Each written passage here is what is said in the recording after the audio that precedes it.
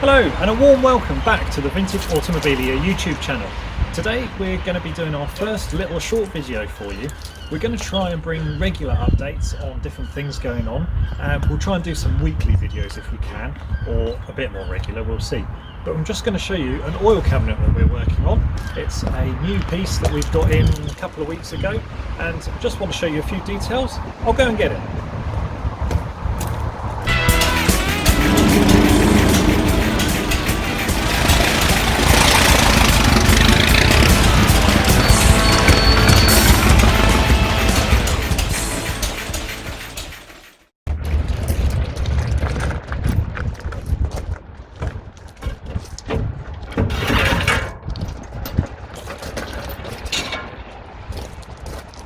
So firstly, I'll say please excuse the video quality.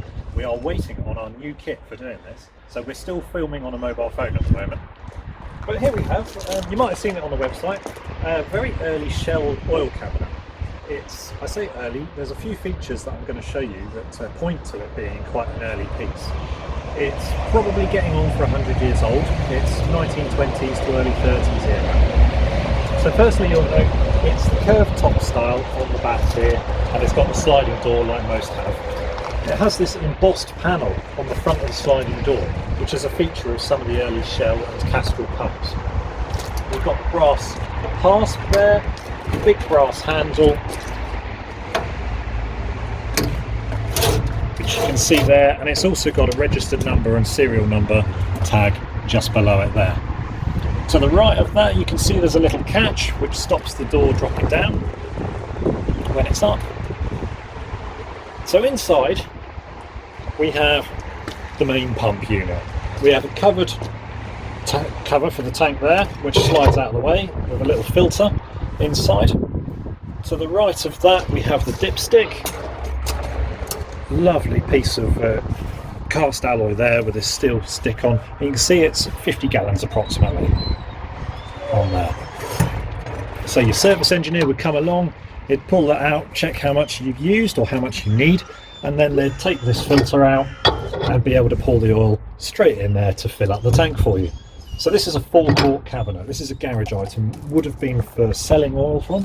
You put your jug underneath, you fill it up with a quart or a pint, whatever you need, gallon even, and you'd sell from that. Some of these were also used in garages as well for servicing. They might have just used it for containing their oil in bulk for servicing vehicles. But generally this is a forecourt type cabinet. So again, an early feature on this cabinet is the nozzle on here. This is a really clever bit of kit. There's actually a valve inside, like a non-return valve. So if I unscrewed that now, it would be full of oil. You'd get oil everywhere. It stops it dripping, or it's meant to. So I've opened up that tank now. Just give the handle a turn. Just hear it pumping the oil up. There we go. Bit of air in there because it's quite low. And the dog's interested now. You can't have any of that, mate. Come on. So a 100-year-old pump, pretty much, give or take a bit, still works as good as if it's new. Kick the ball to the dog so he stops whinging. So the nickel-plated nozzle and this curved sort of delivery pipe, I suppose you could call it, up here, off to the side, is a feature that we've noticed on quite a few of these early pumps. When they went a bit later, obviously the main body of the pump and the handle was a little bit more elaborate. Some of them are cast and curve up. They're set back a bit more, and the nozzle's on the front. You tend to have a little return pipe on some of the later ones, particularly Castrol. You move it aside with your jug, pour it in, and when you take the jug away, the pipe, sort of curved like that shape, comes back, and any drips just go straight back into the tank. Obviously this one, if you don't close that, drips go back in the tank. If you close that, you get oil everywhere.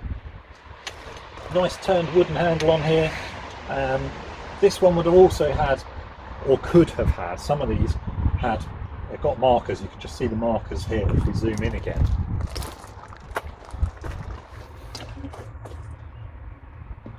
So these could have had a preset like some of the early petrol pumps, where you'd have moved an adjuster and there would have been a stop on here, the post.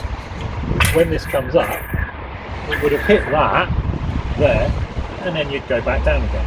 And that would have been 1 quart or a pint, and much like the early preset petrol pumps. That's what we call preset, when you can manually preset the amount that you want to deliver. So that's pretty much it really, and little video just to show you a new purchase that we've got. It is available now to buy. This cabinet is lovely in original condition. It has been painted over a few times. You could sandblast it and restore it back to a nice red colour, or you could just leave it like this. Down here, if I lift this up, make it a bit easier.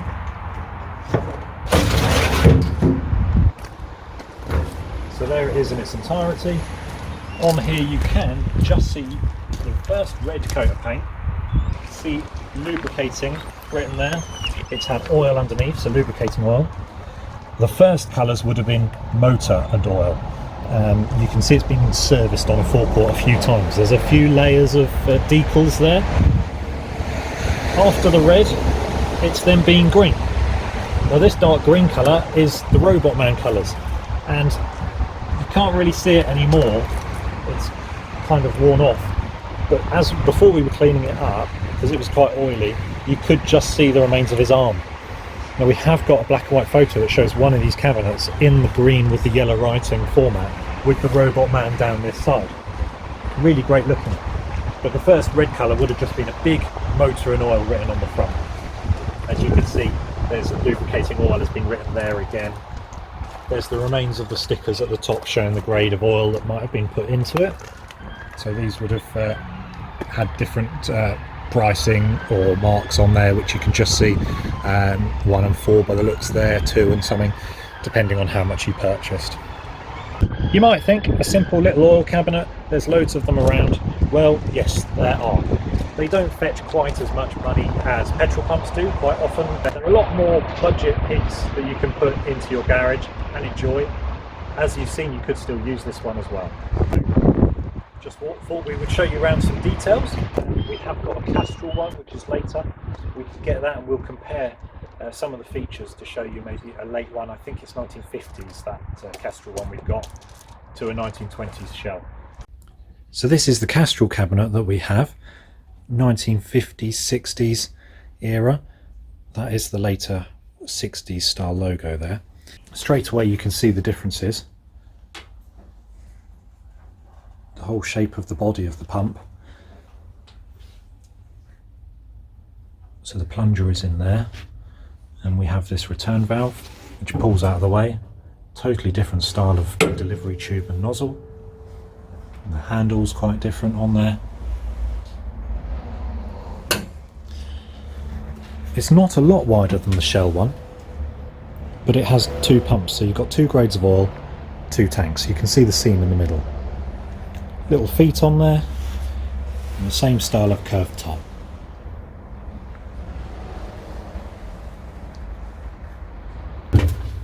And up in the top corner here, we have the property of CC Wakefield badge.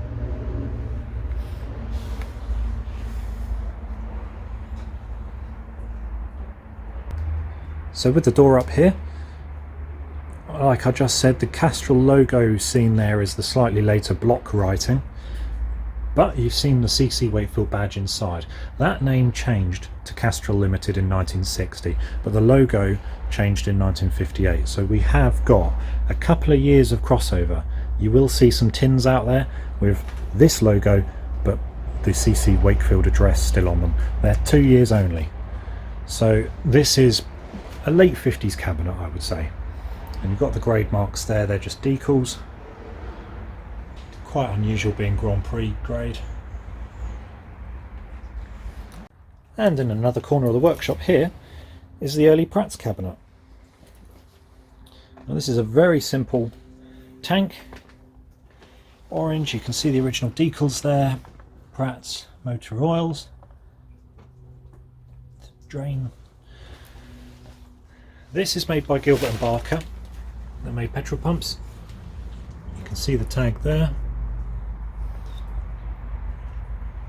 And the pump unit itself, very similar to the early Shell one. Again, this is a 1920s era tank. The nozzle and delivery tube similar to the Castrol style, with this same knockout tube which returns down to the tank.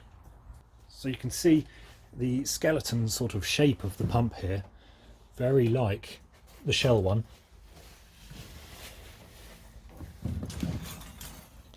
Same sort of dipstick tube and the filler cover on here. And there's the actual pump itself. And again, this one works.